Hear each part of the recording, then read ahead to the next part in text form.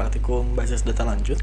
Di pertemuan kali ini kita akan belajar mengenai bagaimana pengimplementasian basis data lanjut, khususnya untuk pembuatan sebuah aplikasi yang bisa kita gunakan, memiliki nilai fungsi dan juga praktis. Nah, di pertemuan kali ini kita akan lanjut ke pengembangan aplikasi web juga database. Nah, targetnya dari praktikum kali ini diharapkan mahasiswa mampu menciptakan suatu website sederhana yang bisa melakukan proses CRUD menggunakan database MySQL di lokal PC teman-teman masing-masing. Nah, untuk praktikum kali ini kita akan menggunakan database-nya yaitu MySQL seperti biasa. Kemudian kita akan membuat webnya menggunakan PHP, yaitu WhatsApp pemrograman PHP, dan juga kita menggunakan web server lokal XAMPP.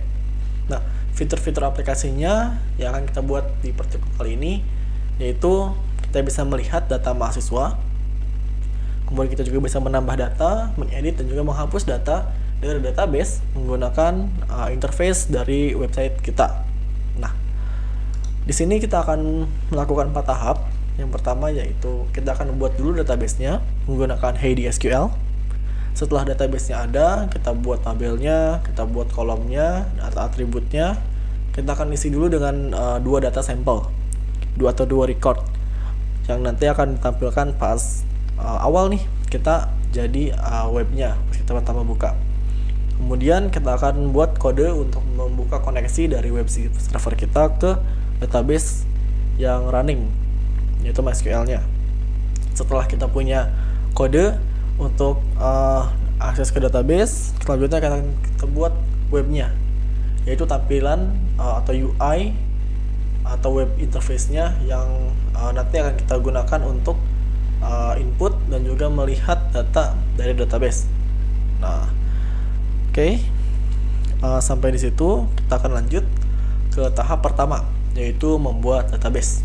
Nah, untuk membuat database-nya, teman-teman pasti masih ingat dari pertemuan-pertemuan yang lalu, kita bisa menggunakan HeyDSQL untuk memudahkan kita saat membuat database dan juga tabel beserta atributnya. Nah, di sini saya sudah running XAMPP-nya, kemudian saya juga sudah buka HeyDSQL.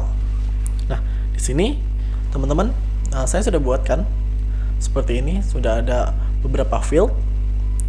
Bisa dilihat di sini fieldnya, dan di sini juga saya sudah buat ada NPM, ada nama, ada email, alamat, jurusan, fakultas, agama, dan nomor telepon. Nah, setelah datanya ini ada, tabelnya ada dengan atribut ini, kita bisa simpan nama database-nya mahasiswa dan nama tabelnya adalah MHS. Kemudian kita tambahkan 2 record seperti ini, NPM, nama, email, alamat, jurusan, fakultas, agama, dan juga nomor telepon. Di sini saya juga sudah tambahkan ada 2 record seperti ini. Nah, silahkan teman-teman mau ditambahkan, namun tidak ada masalah. Ini hanya untuk sampel aja, contoh aja. Oke, selanjutnya teman-teman di proses yang kedua kita akan bikin kode untuk membuat koneksi dari server kita, dari aplikasi PHP kita ke database yang running, yaitu ke MySQL. Silahkan teman-teman buka KF Learning-nya, kemudian buat project baru dengan template web. Nah, jangan lupa project baru beri nama misal pertemuan 6, kemudian pilih yang web. Jangan lupa pilih yang web, kemudian klik buat project. Nah, sini saya sudah punya projectnya, sudah dibuka seperti ini. Nah, lanjut kita akan pertama untuk koneksi ke database dulu. Kita buat file koneksi PHP dengan kodenya seperti ini. Untuk kodenya teman-teman bisa pause dari sini, atau teman-teman bisa cek di modul, karena di modul juga sudah ada kodenya di LMS, atau nanti di akhir presentasi akan ada juga linknya. Silahkan teman-teman bisa cek di LMS, di PPT, ataupun bisa konsultasi ke asisten praktikumnya untuk mendapatkan source code ini. Oke, silahkan di pause. Saya akan lanjut buat file koneksi. Nah, koneksinya akan seperti ini.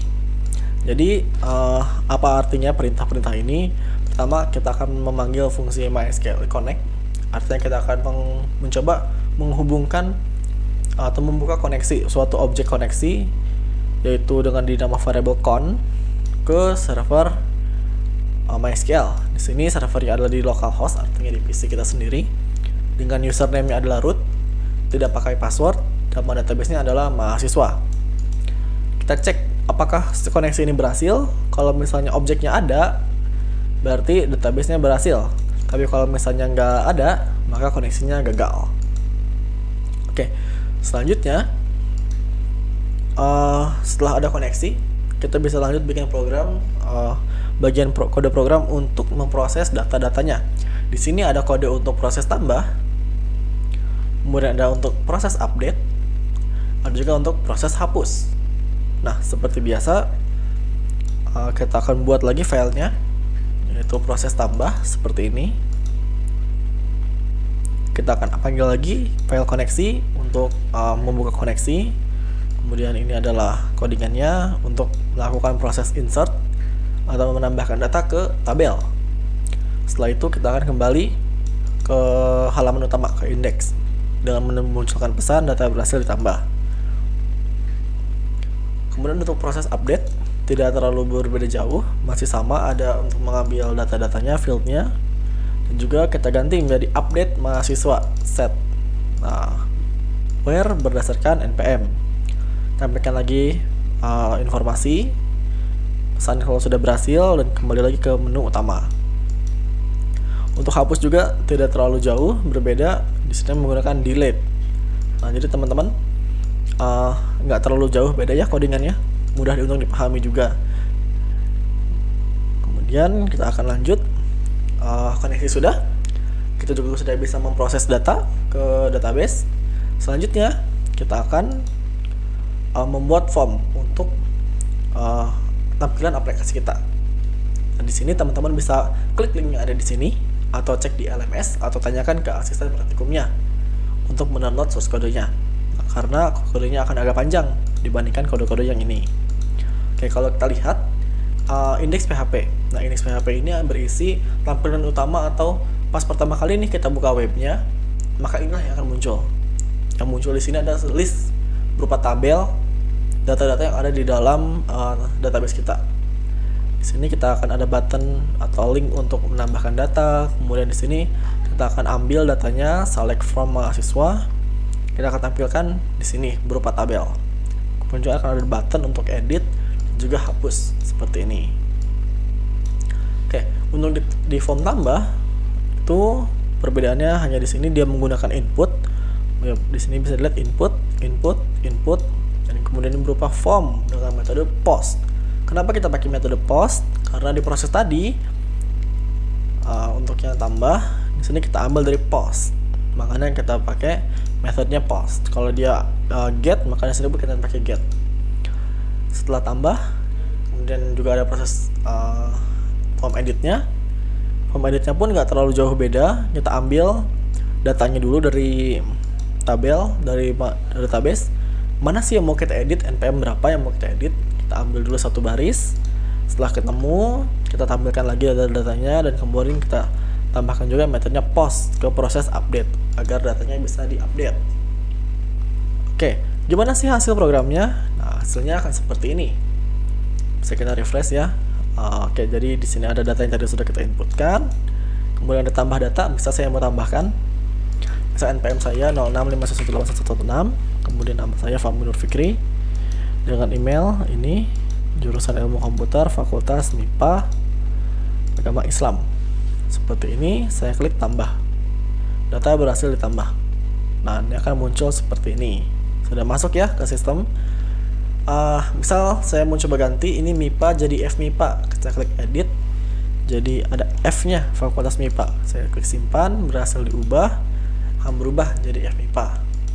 Saya pengen hapus datanya, saya klik hapus.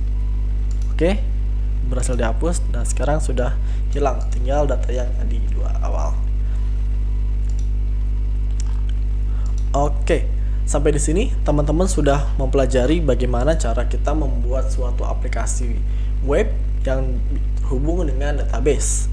Jadi kedepannya teman-teman kalau misalnya mau membuat aplikasi lain, misal berbasis web, berbasis mobile ataupun desktop, bisa menggunakan prinsip yang sama. Buat dulu database-nya, buat koneksi ke database, buat untuk prosesnya, dan baru buat tampilannya atau UI-nya. Oke, mungkin sekian untuk video praktikum kali ini. Apabila ada yang ingin ditanyakan, silakan konsultasikan kepada asisten praktikumnya. Kurang lebihnya mohon maaf. Assalamualaikum warahmatullahi wabarakatuh.